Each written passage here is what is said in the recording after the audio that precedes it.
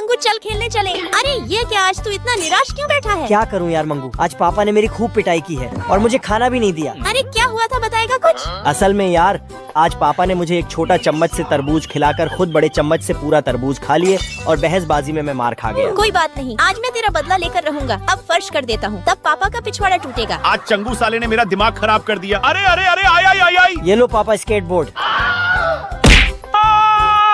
पापा ज्यादा तो नहीं लगा? ये लो मलाम लगा लो। धन्यवाद चंगू। तुम दोनों को मैं छोड़ूंगा नहीं। पापा प्लीज वीडियो लाइक कर